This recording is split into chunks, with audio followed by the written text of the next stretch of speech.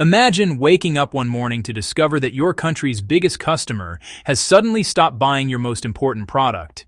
That's exactly what happened to Australia when China, without any prior warning, announced the suspension of iron ore purchases from BHP, one of the world's largest mining giants. Not only that, even shipments already loaded and on their way to China could be rejected. Why does this matter so much? BHP alone could lose as much as $30 billion per year if the suspension continues. And it's not just about the company. The ripple effects could shake the entire Australian economy.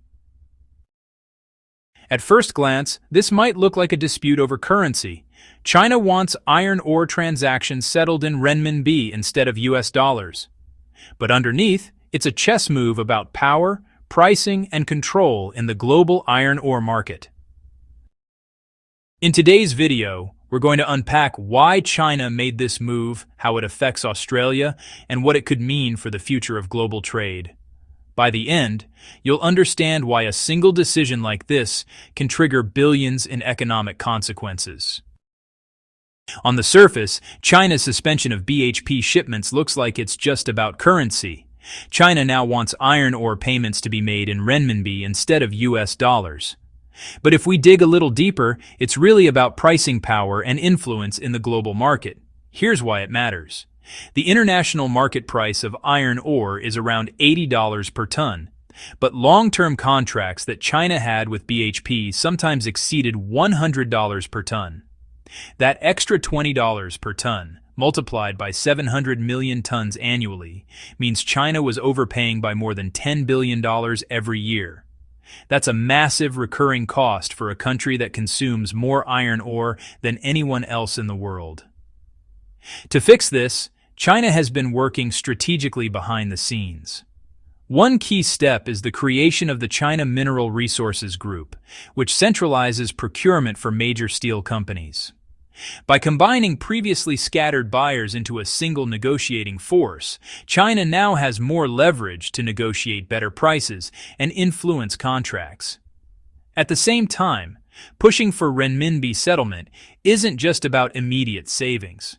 It's part of a broader strategy to internationalize China's currency, reduce reliance on the US dollar, and limit risks from financial sanctions.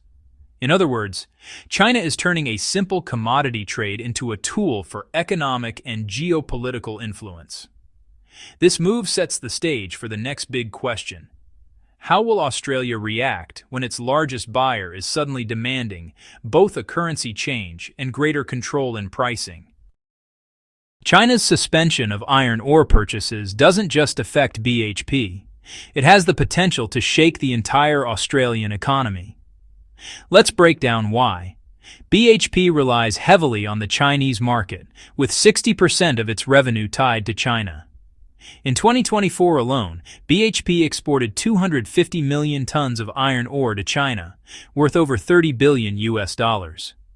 When China announced the suspension of dollar-denominated shipments, BHP's stock price dropped between 3.4 and 4% in a single day, wiping out nearly $39 billion US dollars in market value.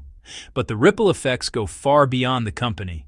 Western Australia produces about 80% of the country's iron ore and depends on mining taxes for roughly 40% of its fiscal revenue. If exports freeze, the state government could face a budget deficit of $16.4 billion US dollars, forcing tough choices on spending and public services. The impact also hits everyday Australians. The mining industry directly employs 150,000 people and supports over 500,000 related jobs across logistics, engineering, and services.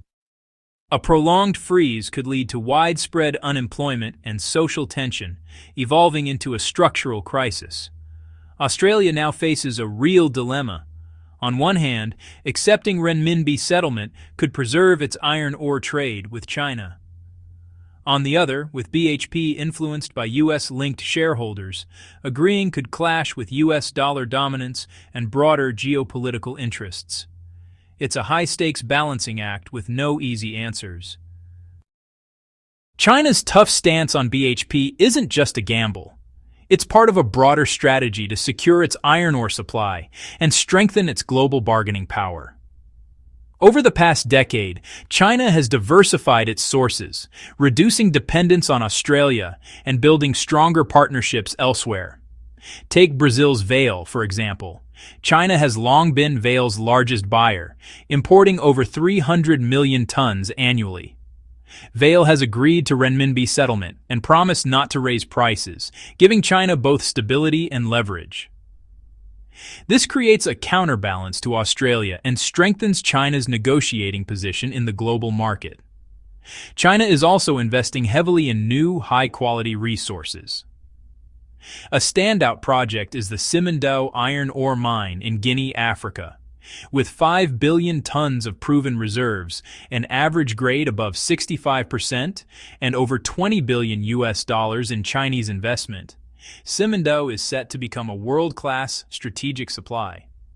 Production is expected to start at the end of 2025, with an initial annual capacity of 120 million tons, eventually reaching 175 million tons.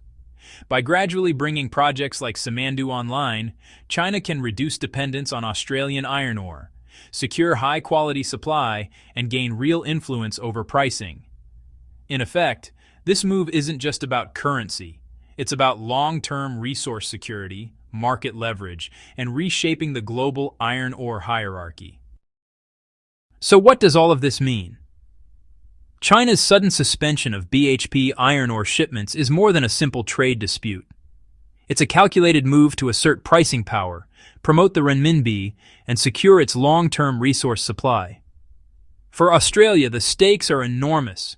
Billions in potential losses, job insecurity, and a serious economic dilemma between maintaining trade with China or defending the US dollar. At the same time, China is preparing for the future.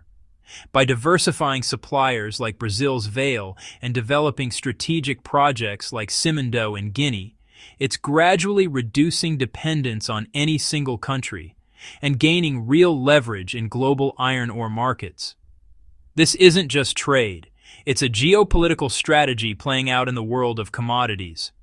Now, the big question remains, will Australia compromise and accept renminbi settlement to protect its iron ore trade, or will it resist and face economic consequences? And on the global stage, how will this reshape iron ore markets and currency influence in the years to come? If you found this breakdown insightful, make sure to subscribe to the channel and turn on notifications. That way you won't miss any updates as we continue to track this high-stakes story and other global economic developments.